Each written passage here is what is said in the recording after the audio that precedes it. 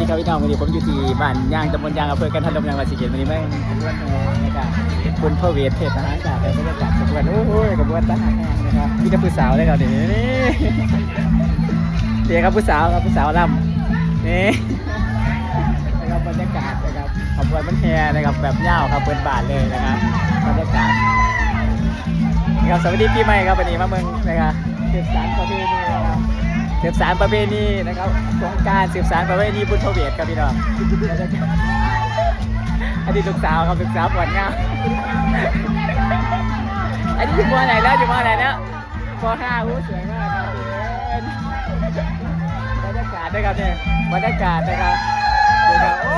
บ้านนี้ก็มวนบ้านนี้มวนก็มวนดีครับบรรยากาศโอ้ยมันเจอดีนะครับนี่โอ้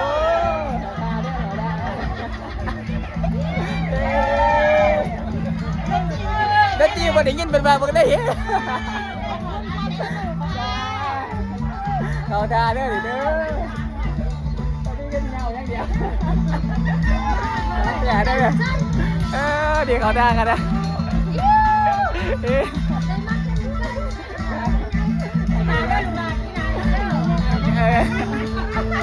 อเคครับเอาไหมสู้ค่ะพี่หนามาเดินหลงเนาะพี่หนามาวนนั่น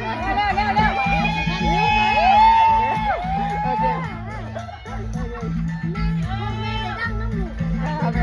ที่ใกล้หลูกกับมากาแฟแม่จังใดกาแฟขอบคุณหลายครับพี่หนามาเด้อกาอันนี้บรรยากาศไม่ได้แม่โอ้ดีมีที่พวกงามๆด้วยดิ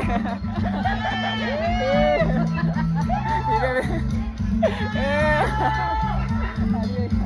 ดีครับพวกเป็นกันเป็นงามมาดีด้วยแบบนี้ดีครับพี่เดชขอได้ครับจะไปบันน้ำแดงครับนะครับขอบคุณ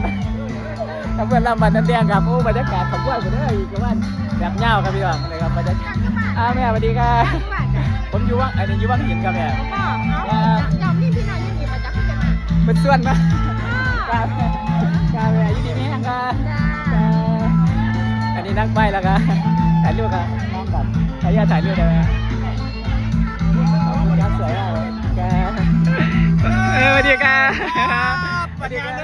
บบัญญัติครับพี่น้องบัญญัติด้วยครับบัญญัติด้วยบัญญัติครับพี่น้องนะครับบรรยากาศนะครับประเพณีสงกรานต์สืบสานประเพณีไทยนะครับอันนี้พี่น้องกันทะล่มนะครับเผาเล่าครับเผาเล่าวันนี้มาเมืองประเพณีสงกรานต์เผาเล่านะครับประเพณีนะครับเผาเล่าบรรยากาศก็นี่ยาวๆครับพี่น้องบรรยากาศก็